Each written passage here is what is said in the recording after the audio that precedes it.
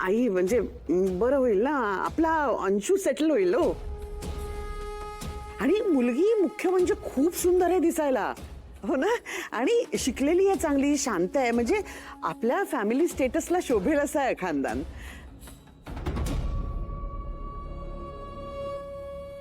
आई काय झालं, तुम्ही काही बोलत का नाही आहात? नाही विचार करत होते. म्हणजे वय झालंय लग्नाचं अंशूचं, संसारात पडल्यानंतर जरा अक्कल तरी येईल थोडीशी त्याला, आणि जबाबदारीची जाणीव सुद्धा होईल. म्हणजे अशी आशा करता येईल आपल्याला. हो की नाही. मलाही ना असंच वाटतं तुमच्यासारखं, की लग्नासारख्या गोष्टी ज्या असतात ना त्या प्रॉपर वेळेत झाल्या ना की बरं असतं. हो की नाही अप्पी? एकदा बायको आली ना त्याची, की हा त्याचा जो वांडपणा आहे ना तो कम्प्लीट कमी होईल, एकदम बदलून जाईल तो. मग मी तयारीला लागू का?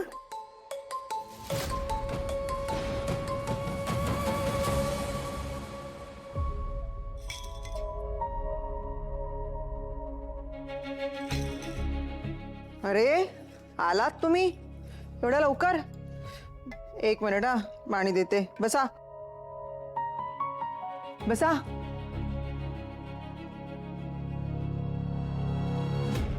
पाणी पिया. अरे ग्लास का ठेवलात? पाणी पिया ना, एवढ्या उन्हातून आलात तुम्ही. नकोय मला. नंदून दाखवलेली चेन ओळखीची का वाटते आहे? काय म्हणाले गुरुजी? काय म्हणाले? काही कळत नाही. गुरुजींनाच कळत नाहीये. थांबशील का जरा? माझ्या डोक्यात काहीतरी वेगळं चालू आहे. मला जरा जरा विचार करू दे मला. काय झालंय? कुठे? कसला हिशेब करताय तुम्ही? काय झालंय?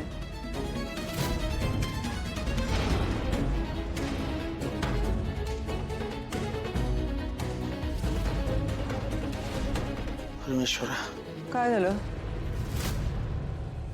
मिताली, चिंगी, लवकर या बाहेर.